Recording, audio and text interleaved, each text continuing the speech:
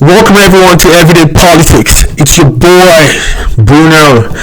Yeah, I know it's been a while since you guys heard from me, but man, I feel like being what man good do, man, guys grind. But I'm back now. So you guys man like, and please subscribe to this channel, and also hit the notification bell.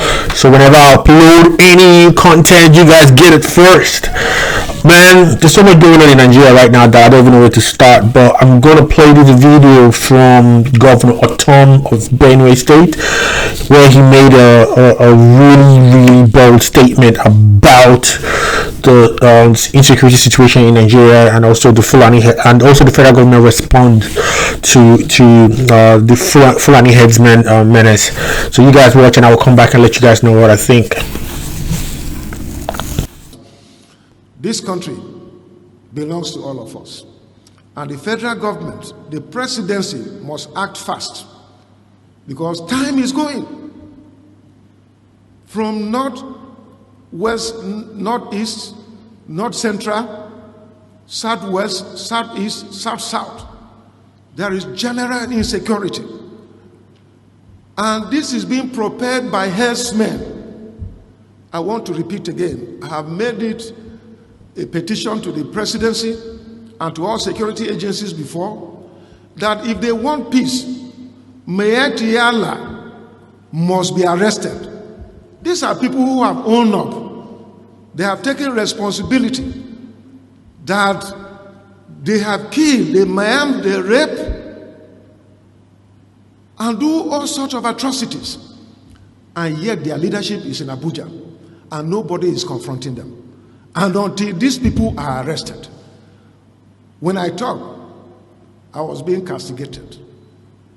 I was being vilified. Nothing bad that was not said against me. I am this and that. But the reality is here. It is not just happening to Benue State today. It is happening to the entire country. Why is the federal government being silent about this Fulani men? When will the federal government come out and criticize and arrest herdsmen carrying AK-47?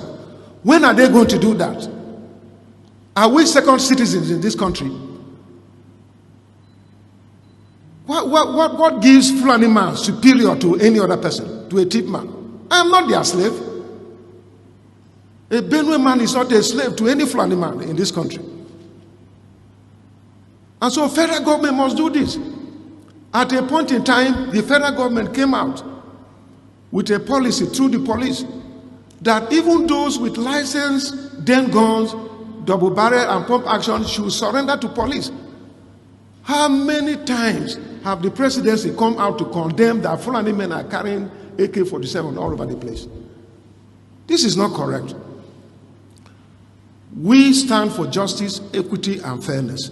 Whatever is happening to a Fulani man should also happen to any other person. That was why I called federal government to license me and many others to have guns, to have AK-47 too. Because if I have my AK-47, a Fulani man is coming there, he knows that I have and he has, then we can fight each other. But you can't disarm me and arm a Fulani man. This is the point. So this is not right. The federal government is biased, is unfair. The failure in security is caused by federal government. And maybe what I perceived is that the president is not aware of this.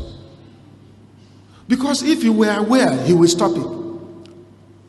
I know General Muhammadu Buhari retired as someone who is disciplined.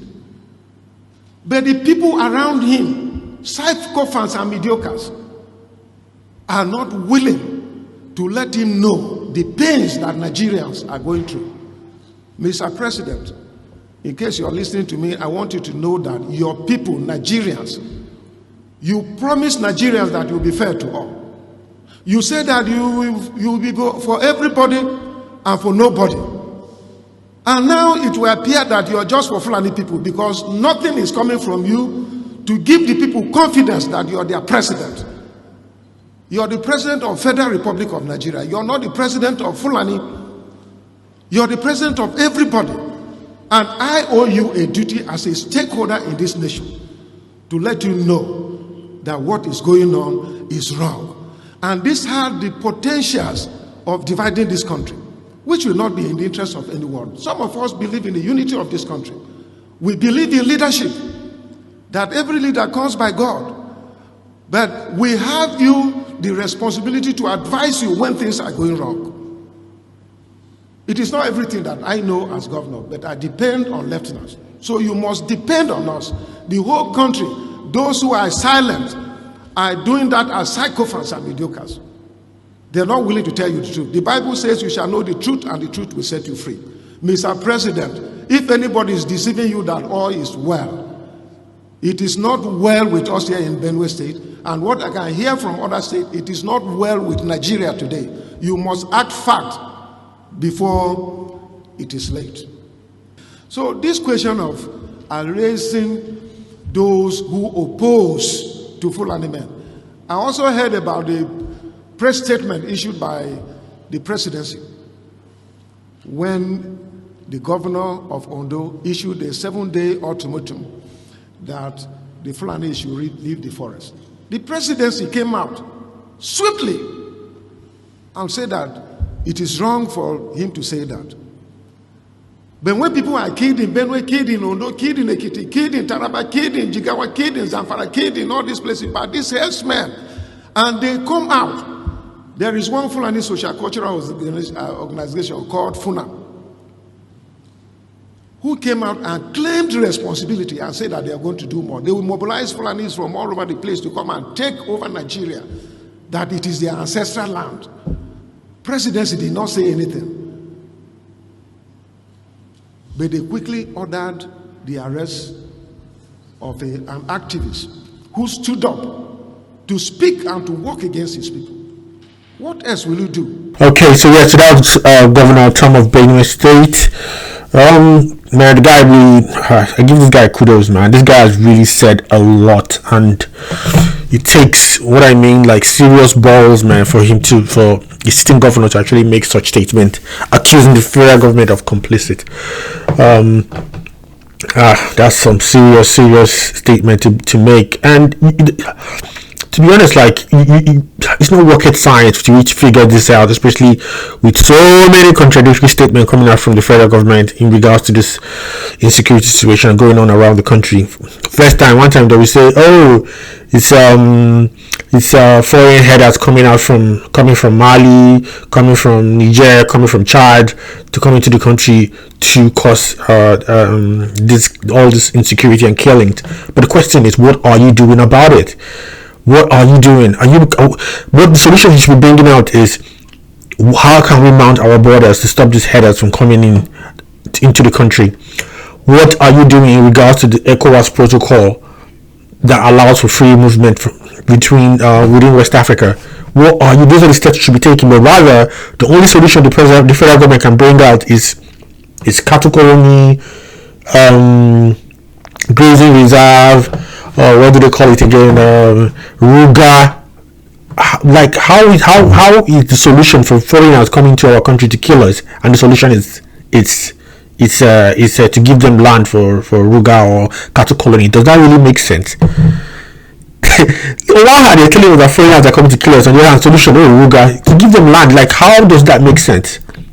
Okay, if you say you want to separate between the farmers' headers issues, and you want to give them land, give the indigenous Fulani land somewhere for them to stay. But what about the criminal headers that are killing people? So you've not even made any statement. What are you going to do about them? So you say we should give them land, both with the local headers and also the foreign Fulanis that are killing people. So you just tell that the federal government is not taking this in serious. And one way or the other, I don't really blame anybody for pointing fingers at them that they are fully responsible for this, because whenever the victims are complaining, you know, they ever see any federal government issuing out any statement or being very, very decisive in dealing with these issues. But the moment the victims decide to take matters into their own hands, that's when you see Garba Shehu and the presidency reacting to it so swiftly, and that tells a lot, especially what happened in Ondo State when the governor Akeredolu issued out a statement that headers, foreign headers in a conservative forest should vacate. He didn't say they should leave the state, but if you see how the federal government swiftly responded to that, it says a lot. So these are the issues, and we have to really pay attention to this. I think leaders of good conscience in Nigeria should start speaking up, like the way Governor Ortum has just did. It's I know it's like he said, the federal government will come at you with different things, but we're talking about the future of this country. We're talking about avoiding another civil war, because the way things are going, you can't tell, because there's some few people who cannot tolerate exactly what is going on in the north. That if something happens like that, one killing could just lead to another reprisal before you know the whole country is in flames.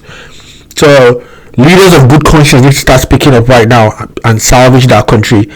That's all I can say, because this is getting really, really serious, and the federal government is dancing to the tunes of these headers. Especially when, if you remember way back, like the governor said, I remember vividly well, because I was following what happened in Benue State. I remember is it Metia Katorori, they were on Channels Television claiming responsibility for the killings. Like, how is that possible? And nobody arrested, nothing, not even call. You kill so many people, and they came on national TV, making some kind of derogatory, some very insensitive statement. Up till today, nobody has been arrested, nobody has been prosecuted, nothing. What does that tell you about what is going on? Do you actually think that now with what we've seen so far, do you actually think, is it by will I say just plain nepotism, that the president is appointing his own people, or people from his own ethnic stock, or people from his own religion, right, to mount all military and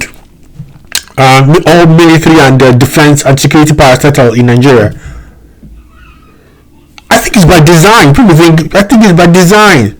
Going by what we're seeing so far, with how the president responds to when the victims are complaining, and also when the victim